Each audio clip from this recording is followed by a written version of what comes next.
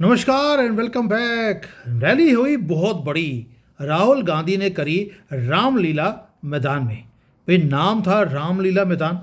अब वहाँ पर कांग्रेस की कैसे चल सकती थी आप समझ सकते हैं। अगर यही कोई लूला का मैदान होता तो वहाँ पर चल सकती थी, लेकिन राम के नाम पर इनकी कोई चीज़ चल जाए ऐसा हो नहीं सकता। अब बहुत बड़ी रैली इन्होंने बनाई साहब। राहुल गांधी ने बोला भाई सबको बुला लो। तो उन्होंने बोला सब जो खड़े हैं बस यही हैं, इसके अलावा कोई और है नहीं।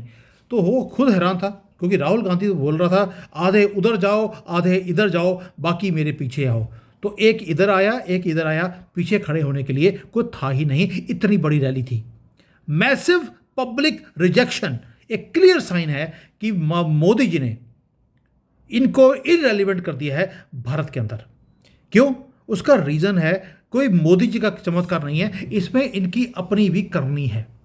इतने सालों से इन्होंने गरीबी हटाएंगे, गरीबी हटाई का नारा लगाया है। सिर्फ नारे थे। कौन सी गरीबी हटाई? गरीबों को ही खत्म कर दिया मार मार कर। वो भी इनके टाइम पर जो फार्मर था उसको लटकना पड़ता था, क्योंकि वो अपनी ज़िंदगी को चला नहीं सका। और आज ये बोलते हैं वोट चोरी। उसके ऊपर इन्होंने रैली रखी और लोगों को मालूम था सबसे बड़े चोर जो खुद चोर हो वो वोट चोरी भी करता रहा। नेहरू से लेकर राहुल गंदगी तक 10 करोड़ जिहादियों को भारत में एंटर करवाया है वोट की चोरी करने के लिए। मोदी जी ने ये सारी चीज़ें पार्लियामेंट में बोली हैं। लोगों को पता लग गया कि वोट चोर एक्चुअल में इस देश में है कौन। ओ भाई इनकी माता राजमाता जो है वो 1980 में भारत में आकर उसने अपना कार्ड बनवा लिया, आधार कार्ड या जो भी वोटर कार्ड होता है, जबकि नागरिक बनी 1982 में। सबसे बड़ा वोट चोर तो आपकी माता जी खुद थी। ये जब लोगों को पता लगा कि पहली बात कि ये चोर खुद है, दूसरा ये जो बोल रहे हैं कि पूरा सिस्टम रिग्ड है, रिग किया किसने? ये मोदी जी ने जब पार्लियामेंट में खड़े होकर ये सारा बताया तो लोगों को पता लग गया ये ड्रामा है इनका। अब ये ड्रामा और कंटिन्यू नहीं हो सकता। और एक चीज़ और भी है दोस्तों, इस देश के लोग बेवकूफ़ नहीं हैं। उन्हें मालूम है कौन सी पार्टी उनके लिए काम कर रही है, कौन उनके अगेंस्ट है। भाई एक चीज़ बताइए, जब ये किसी इलेक्शन को हारते हैं उसके बाद या तो ईवीएम खराब होता है या वोट की चोरी होती है या मोदी जी चोर है, ये चीज़ें बोलते हैं। चोर जो खुद है, बाकी इससे बड़ी चोरों वाली पार्टी या चोरों वाली फैमिली इस देश में नहीं हो सकती। इन्होंने पावर को मिसयूज़ किया, पैसे बनाए इन्होंने। 75 साल या 80 साल हो गए ऑलमोस्ट हमारे देश को आज़ाद हुए, उसमें से 60-65 साल इन्होंने राज किया है। क्या चीज़ इन्होंने डिलीवर किया? पूरी पूरी जो फाउंडेशन थी हमारे कंट्री की उसको हिला के रख दी। भाई कॉन्स्टिट्यूशन के अंदर 70-75 बार तो इन्होंने चेंजेस करे हैं, और हर बार इन्होंने जो चेंज किया है वो अपने आप को बचाने के लिए या अपने तुष्टीकरण के जो पॉलिसीज थी उसको करने के लिए इन्होंने चेंज किया था। जो पुराने हमारे लीडर थे राजेंद्र प्रसाद जैसे, उन्होंने कितनी बार प्रोटेस्ट किया कि भाई आप जो कॉन्स्टिट्यूशन में ये चेंजेस करते जा रहे हो ये एक कत्ल है हमारे कंट्री का। लेकिन इन्होंने इस गंदगी फैमिली ने इन्होंने मनमर्जी करी। मैं पहले बताया 75 बार इन्होंने अपने टाइम पर कॉन्स्टिट्यूशन में चेंजेस करी हैं, सिर्फ इसलिए कि चीज़ों को अपने कंट्रोल में रखें।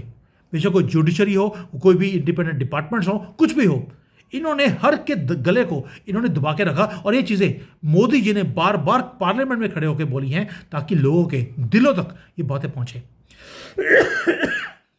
और जो डेमोक्रेसी के ऊपर अटैक था, ये बार बार बोलते हैं मोदी जी ने डेमोक्रेसी को खतरे में डाल दिया है।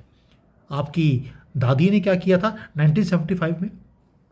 हर पार्लियामेंट सेशन में मोदी जी अटैक करते हैं इनको कि कॉन्स्टिट्यूशन की और इमरजेंसी लगाकर डेमोक्रेसी की हत्या अगर किसी ने करी है तो आपने करी है, जहां पर कॉमन आदमी के राइट्स को भी आपने छीन लिया था, सबको जेल में डाल दिया, प्रेस को आपने खत्म कर दिया।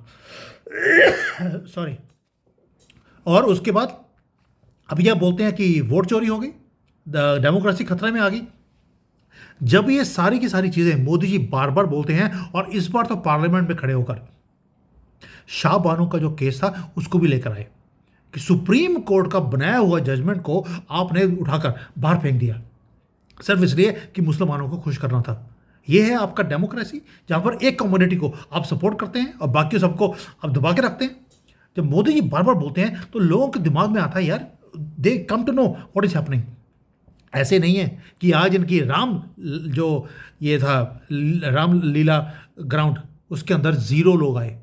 और इसी का रीज़न है कि अब केरला के अंदर वो सीट जो 30-40 साल से लेफ्टिस्ट वो जीत रहे थे, वो भी हार गए हैं। आपको मालूम है शशि थरूर की सीट, वहाँ पर बीजेपी ने जिस तरह अपने वोट शेयर को इंक्रीज किया है, एक मेयर की जो लोकल बॉडी इलेक्शंस हैं उसको जीता है। ये मेजर विक्ट्री है जो बताता है कि जो नेशनल इंटरेस्ट को आगे रखेगा वही जीतेगा। यानी कि परफॉर्मेंस बेस है। ये जो कर रहे हैं ना ड्रामा, आज कभी कॉन्स्टिट्यूशन की हत्या हो गई, कभी ये सारी इंस्टीट्यूशंस को इन्होंने अपने कब्जे में कर लिया है। राहुल गांधी जब कोई बोले इसका मतलब है वो खुद ही वो काम कर रहा है, तभी दूसरे के ऊपर तोहमत लगा रहा है। दोस्तों, केरला में जो जीत हुई है वो कांग्रेस की नाकामयाबी के कारण है।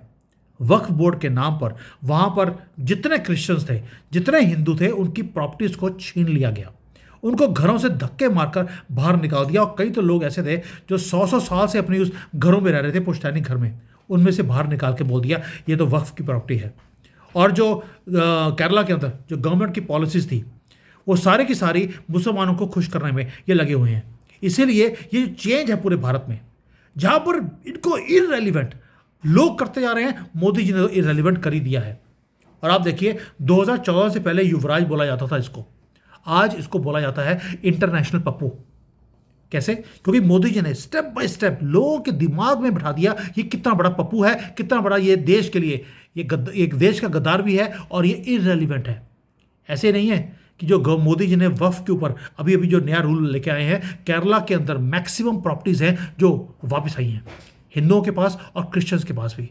ये नेशनल जस्टिस है जो मोदी जी करते जा रहे हैं, इसलिए वो स्टेट बाय स्टेट वो इलेक्शंस को जीत रहे हैं।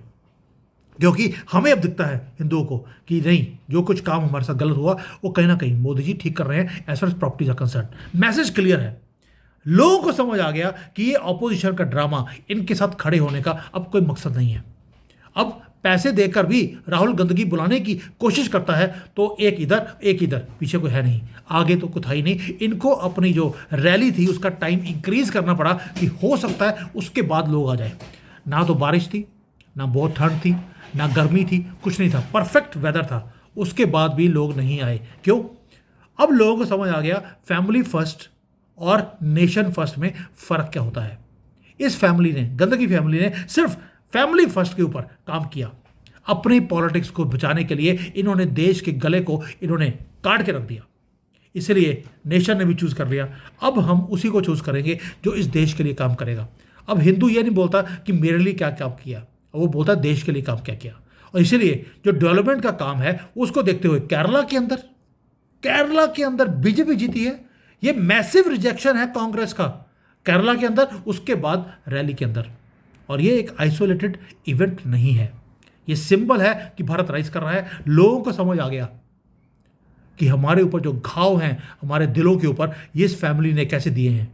और ये नेचर जब जागता है, वो अकाउंटेबिलिटी मांगता है, जब जस्टिस मांगता है, और जो प्रोग्रेस है जब वो देखता है अपने आंखों के सामने, ये है प्रोग्रेस जो मोदी जी ने बोला था कि मैं विकसित भारत बनाऊंगा, तो उन्होंने बना के दिखाया। ये इररिवर्सिबल है दोस्तों। इसलिए आज जो आपने इनको नकारा है उसका रीज़न है कि पहले मोदी जी ने इनको इररिलेवेंट किया, इस गंदगी फैमिली को। वहाँ खड़े होकर वो बोल रही थी कि अमित शाह, कौन बोल रहा है, प्रियंका गंदगी बोल रही है, अमित शाह की टांगें कांप रही थी, वो घबराए हुए थे। अब इन्होंने नया नैरेटिव शुरू कर दिया है कि अमित शाह घबराए हुए थे। पार्लियामेंट में से भागा कौन था जब अमित शाह स्पीच दे रहे थे? तो घबराकर जो भागता है वो दूसरों को बोलता है कि भाई अमित शाह घबराए हुए थे, उनको समझ नहीं आ रहा था कि हम राहुल गांधी के क्वेश्चंस का आंसर कैसे दें। और जब अमित शाह ने आंसर देना शुरू किया वो भाग गए, क्योंकि उन्हें मालूम था कि सच्चाई अब सामने आ रही है, हमारी पैंटें उतरने वाली हैं। दोस्तों, ये है रियलिटी इनकी। और आज जो आपने नकारा है, salute to all of you. But इसके अलावा एक काम और है जो मोदी जी ने नहीं किया। इतना कुछ तो कर दिया कि आपने गांधी फैमिली को इरेलीवेंट करना था, आपने कर दिया। उनकी जो रामलीला मैदान है उसके अंदर जो रैली है उसको आपने ज़ीरो कर दिया। बट एक काम है जो हिंदुओं के लिए आपने नहीं किया। इसके लिए 11 साल हो गए, हम वेट कर रहे हैं उसके ऊपर कि आपने उसके ऊपर एक्शन नहीं लिया। हमारे साथ जो धोखा है वो बीजेपी ने भी उसको ठीक नहीं किया। इसके ऊपर मैं डिटेल में वीडियो बनाऊंगा and I want your support in that video. तब तक के लिए थैंक यू। जय हिंद, वंदे मातरम।